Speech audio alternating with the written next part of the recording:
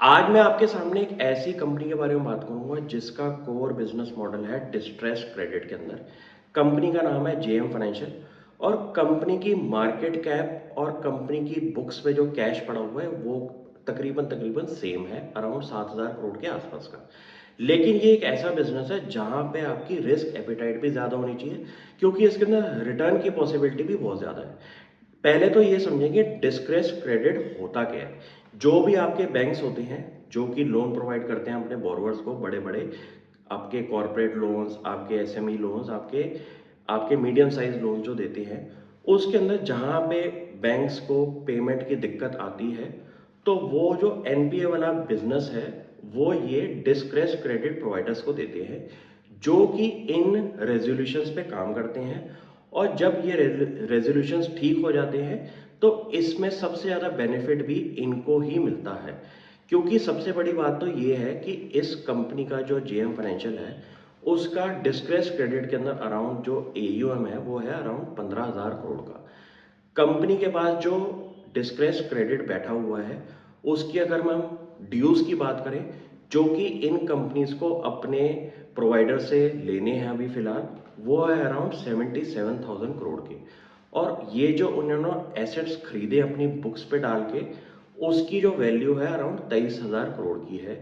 जो कि इन्होंने एक बहुत बड़े डिस्काउंट पे खरीदा होता है।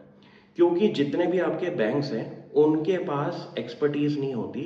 इन क्रेडिट सॉल्यूशंस के अंदर, क्योंकि एक डिस्ट्रेस सिचुएशन होती है जहां पे आपका कंपनी का जो है डिफॉल्ट की प्रोबेबिलिटी ज़्यादा हो जाती है और उस पर काफ़ी ज़्यादा काम करने की रिक्वायरमेंट आ जाती है एक्सट्रीम प्रोफेशनल्स की। तो अब इस बिजनेस की अगर मैं बात करूं तो ये एक ऐसा स्पेशल सिचुएशन बिजनेस होता है जहां पे आप कंपनी के साथ मिलके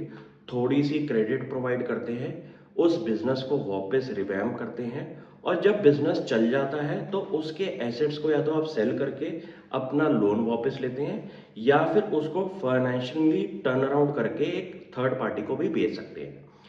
अब मैं इस बिजनेस के रिटर्न ऑन एसेट्स की अगर बात करूं तो अराउंड 2.4% का है, जो कि एक बहुत हाईएस्ट लेवल पे बिजनेस आप कह सकते हैं कि बैंकिंग ऑपरेशन के अंदर काम कर रहा है। रिस्क ज़्यादा होने की वजह से इसके अंदर रिटर्न्स भी आपकी ज़्यादा होती हैं। और कंपनी की अगर मैं बात करूं जेएम फाइनेंशियल की, तो उन्होंने इस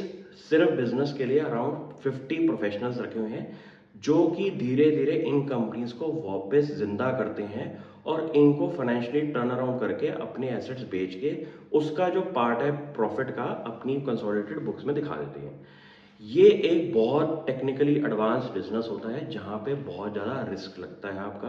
क्योंकि एक बिजनेस जो कि बैंक ने डिफॉल्ट करके आपको खरीदने के लिए बेचा है, उसके अंदर आप पॉसिबिलिटी ऑफ रिटर्न्स की देखिए कि कितनी कम होगी। लेकिन इनकी भी एक्सपर्टीज वहां पे काम आती है कि उसमें उस लोन्स को ये अच्छी तरीके से काम करते हैं कि इसको या तो बेच दें या तो इनको थोड़ा सा क्रेडिट दे के वापस बिजनेस को चलाएं और अपनी पेमेंट्स को वापस ले लें। तो जेएम फाइनेंशियल का सबसे अच्छा बिजनेस तो ये है। प्लस जेएम फाइनेंशियल के बाकी बिजनेसेस भी हैं जिनकी मैं आगे जाके बात करूंगा, जैसे कि कंपनी का हाउसिंग लोन पोर्टफोलियो भी है, कंपनी का इन्वेस्टमेंट बैंकिंग बिजनेस भी है, और कंपनी की बाकी लोन बुक भी है जो कि इन बिजनेसेस से अलग रहती है।